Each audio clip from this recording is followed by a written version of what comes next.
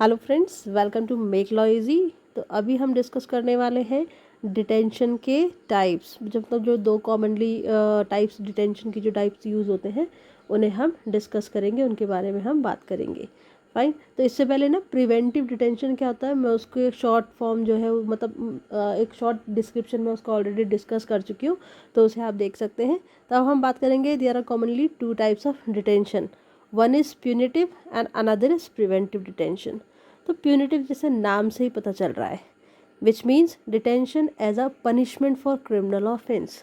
तो punitive detention क्या है? प्यूनिटिव डिटेंशन का मतलब होता है वो डिटेंशन, वो डिटेंशन जो कि एक पनिशमेंट के तौर पर किसी क्रिमिनल ऑफेंस के कमिट करने पर दी जाती है, वो होती है प्यूनिटिव डिटेंशन। मतलब किसी को जेल में रखा गया है, किसी को बंद किया गया है जेल में, है ना, पुलिस कस्टडी में रखा गया है, बट किस बेस पे रखा है कि उसने कोई क्रिमिनल ऑफेंस कमिट किया है उसके पनिशमेंट के तौर पे। और ये कब होगा? प्यूनिटिव डिटेंशन कब होगा? जब उसका गुनाह साबित हो गया, जब उसका क्राइम साबित हो गया, उसको सज़ा सुनाई गई, तो उसके बेस पे ये आपका प्यूनिटिव डिटेंशन किया जाएगा। It occurs after an offence is actually committed और an attempt has been made towards the commission of that crime. तो ये आपका जो प्यूनिटिव डिटेंशन होता है ये कब अकर करता है? जब आपका एक्चुअली में कोई ऑफेंस कमिट हो गया, या आपका बोलते नहीं है कोई अटेम्प्ट किया गया उस क्राइम को करने के लिए। फाइन। अब दूसरी तरह हम बात करते हैं प्रिवेंटिव डिटेंशन को, क्योंकि हम यहाँ पर ना प्रिवेंटिव डिटेंशन की ही बात कर रहे हैं, तो इसलिए इसको हम थोड़ा सा ज़्यादा मतलब उसमें आपका डिटेल में डिस्कस करेंगे। फाइन। तो प्रिवेंटिव डिटेंशन क्या है? Means a person's incarceration in advance to prevent any further possibility of the commitment of crime और इट्स एंगेजमेंट। तो इसमें देखिए पर्सन्स इनकार्सरेशन जो है ये आपका इन एडवांस की बात कर रहा है। मतलब किसी पर्सन को एडवांस में, ठीक है, एडवांस में उसको क्या कर लिया जाता है? बंदी बना लिया जाता है। फाइन। या एडवांस में उसे पुलिस कस्टडी में रख लिया जाता है। कि क्यों क्यों रखा जाता है? To prevent further possibility of commitment of crime, ताकि मतलब जो क्राइम होने वाला है उसके होने की पॉसिबिलिटी कम हो जाए, या उस पर्सन के उस क्राइम में एंगेजमेंट की पॉसिबिलिटी कम हो जाए। मान लीजिए ये है आपका, ये ए है कोई पर्सन, और ये कौन है? बी है। ये कोई आपका पुलिस ऑफिसर है, और ये जो बी है ना, ये मान लीजिए कि ए को लग रहा है कि ये बी जो है ये कोई आपका बॉम्ब ब्लास्ट मान लो करने वाला है, ये किसी आतंकवादी संगठन से जुड़ा हुआ है और ये कोई आपका बॉम्ब ब्लास्ट कर सकता है। इसके कहीं कहीं ना कहीं बोलते नहीं है, आतंकवादी संगठन से इसके जो तार हैं वो जुड़ रहे हैं, या कह सकते हैं हम कि इसका कहीं ना कहीं लिंक प्रूफ हो रहा है या कुछ सबूत मिल रहे हैं इसके रिगार्डिंग। तो इस केस में जो ए है ना, वो बी को क्या कर सकता है? डिटेन कर सकता है। सॉरी, ए जो है वो बी को एडवांस में डिटेन कर सकता है, ताकि वो जो पॉसिबिलिटी है ना बॉम्ब ब्लास्ट की वो पहले ही कम हो जाए। Preventive detention is therefore an action taken on the basis of apprehension that the person in question might do some wrongful act. तो प्रिवेंटिव डिटेंशन क्या है? प्रिवेंटिव डिटेंशन का मतलब है कि एक्शन जो कि लिया जाता है, ठीक है ना, एक्शन जो कि आपको इन एडवांस लिया जाता है एप्रीहेंशन के बेसिस पे। मतलब जहाँ पर ये कोई प्रूफ अवेलेबल है या कुछ ऐसा लग रहा है कि जो पर्सन इन क्वेश्चन है, जैसे मैंने बताया ना बी जिसके बारे में ये बात हो रही है, मान लीजिए, है ना, पर्सन इन क्वेश्चन जो है ना वो कुछ रॉन्गफुल एक्ट कर सकता है, इस भय की वजह से या बोलते हैं ना इस पॉसिबिलिटी की वजह से एक्शन लिया जाता है कि उसको क्या करना है? पहले ही भाई डिटेन कर लिया जाए, ताकि वो ये रॉन्गफुल एक्ट कर ही ना पाए। The word preventive is different from punitive, as also been said by Lord Finlay in the case of R versus Halliday, that it is not punitive but a preventive measure. तो basically preventive term जो है ना वो आपका punitive से different है। Punitive मतलब punishment के तौर पे, प्रिवेंटिव मतलब किसी चीज़ को होने से रोकने के लिए, प्रिवेंट करने के लिए। तो ये आपका लॉर्ड फिनले ने आपका आर वर्सेस हेलिडे का जो केस था उसमें कहा था कि जो भी आपका ये प्रिवेंटिव मेजर्स यूज़ किए जा रहे हैं, ये आपका प्रिवेंटिव मेजर है, किसी चीज़ को होने, क्राइम को होने से रोकने के लिए मेजर किए गए हैं। ये पनिशमेंट के तौर पर नहीं है। Preventive detention is also referred to as administrative detention, since this detention is directed by executive and the decision making authority lies exclusively upon the administration और managerial authority. तो ये जो आपका प्रिवेंटिव डिटेंशन है ना, इसको एडमिनिस्ट्रेटिव डिटेंशन भी कहा जा सकता है. क्यों? क्योंकि ये जो डिटेंशन है ना, ये किसके द्वारा डायरेक्टेड है? एग्जीक्यूटिव के द्वारा डायरेक्टेड है. और जो भी डिसीजन मेकिंग अथॉरिटी होती है ना, वो आपका एडमिनिस्ट्रेटिव और मैनेजरल अथॉरिटी के पास में एक्सक्लूसिवली होती है. फाइन.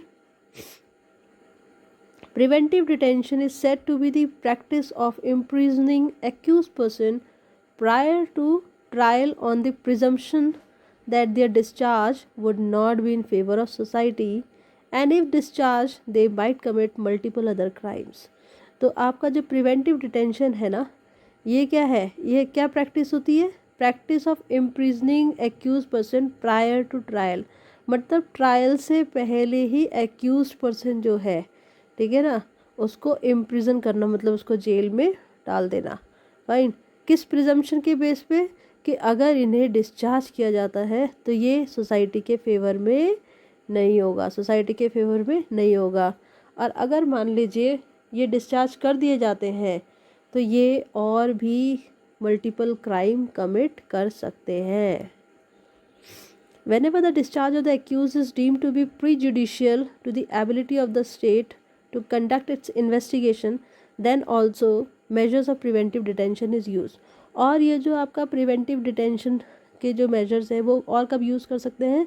जब ऐसा लगता है कि जो पर्सन है ना, जो एक्यूज पर्सन है, अगर उसको मतलब खुला छोड़ा गया तो वो कहीं ना कहीं इन्वेस्टिगेशन जो है उसको इन्वेस्टिगेशन कंडक्ट करने में क्या कर सकता है? इंटरफेयर कर सकता है, और इससे फिर जस्टिस अराइव नहीं होगा. तो अगर मतलब वो इन्वेस्टिगेशन कमिट करने में मतलब इन्वेस्टिगेशन को किसी तरीके से नुकसान पहुंचा सकता है, या कह सकते हैं इन्वेस्टिगेशन कंडक्ट करने में प्रॉब्लम क्रिएट कर सकता है, तो उस केस में भी एक्यूज को क्या किया जा सकता है? प्रिवेंटिव डिटेंशन का मेजर उस पर अप्लाई किया जा सकता है.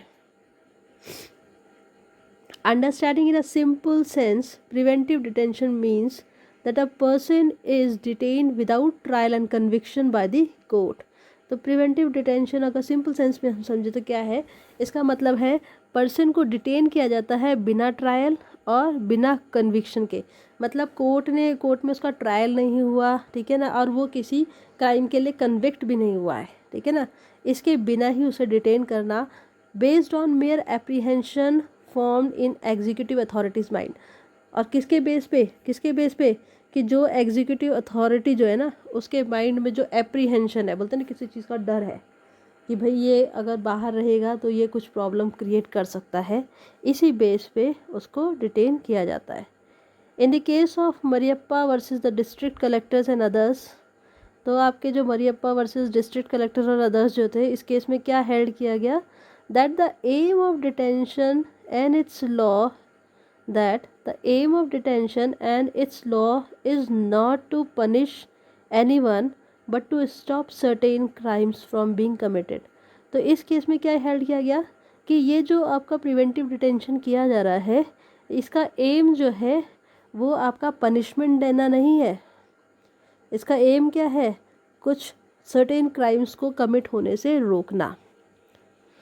नेक्स्ट क्या है देखिए. In the case of Union of India versus Paul Nanikan and another, the Supreme Court stated that the purpose of the preventive detention isn't to punish any person for doing something, but to obstruct him before he does it and better him from doing so.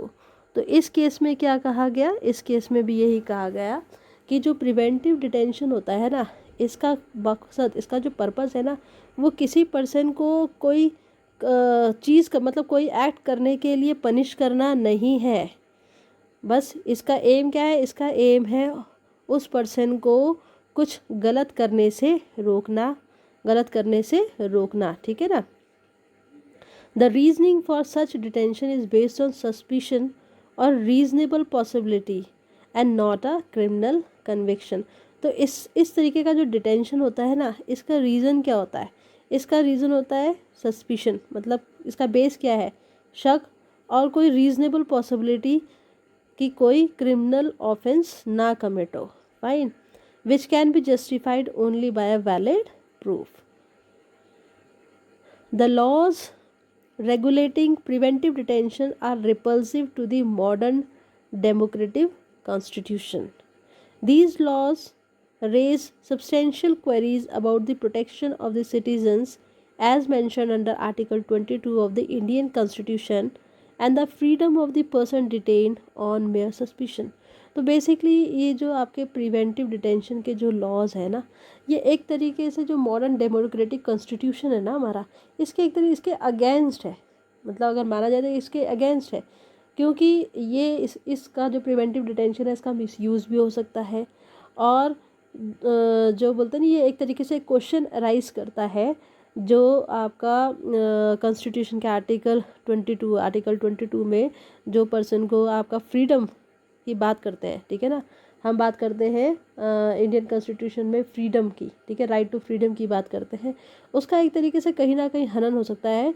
क्यों? क्योंकि ये जो आपका detain किया जा रहा है, किसी पर्सन को डिटेन किया जाता है प्रिवेंटिव डिटेंशन के अंदर, वो सिर्फ सस्पिशन के बेस पे है.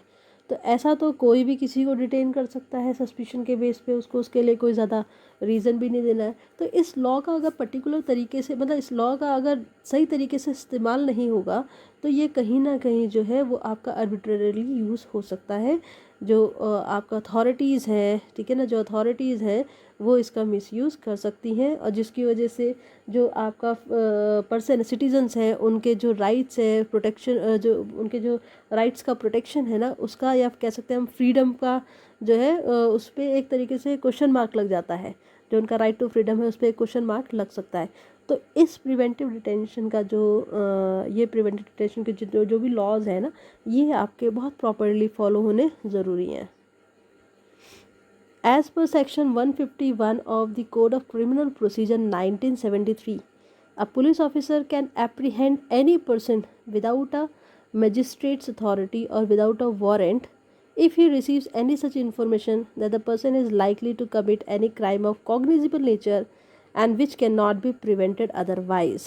तो सेक्शन 151 क्या कहता है? Section 151 of code of criminal procedure जो है ना, वो किसी भी पुलिस ऑफिसर को ना ये अथॉरिटी देता है, ठीक है ना, ये अथॉरिटी देता है कि वो बिना मजिस्ट्रेट की अथॉरिटी के और बिना किसी वारंट के, ठीक है ना, बिना किसी वारंट के वो किसी पर्सन को क्या कर सकता है, अरेस्ट कर सकता है, ठीक है, अरेस्ट कर सकता है. किस कंडीशन में? अगर उसे कोई इन्फॉर्मेशन रिसीव होती है, अगर उसे कोई इन्फॉर्मेशन रिसीव होती है उस पर्सन के रिगार्डिंग कि भाई ये कोई क्राइम करने वाला है जो कि आपका कॉग्निजिबल नेचर का है. कॉग्निजिबल नेचर मतलब आपका सीरियस नेचर का कोई क्राइम करने वाला है. अगर ऐसी इन्फॉर्मेशन किसी पुलिस ऑफिसर को मिलती है तो उसके पास में section 151 of code of criminal procedure code जो है वो उसको पावर देता है कि वो उस पर्सन को अरेस्ट कर सके बिना वारंट के और बिना किसी मजिस्ट्रेट की अथॉरिटी के, ठीक है ना. और ऐसा करना जो है ना, और ऐसा करना बोलते नहीं है कि ऐसा करना उसको बोलते नहीं, उसको डिटेन करना ज़रूरी है. इसके बिना उसको वो एक्ट करने से प्रिवेंट नहीं किया जा सकता. The first preventive detention act was passed after independence in 1950, but this act was questioned on its validity in the case of A.K. Gopalan versus State of Madras at the Supreme Court, and with the exceptions of some provision, the Supreme Court held the act constitutionally valid.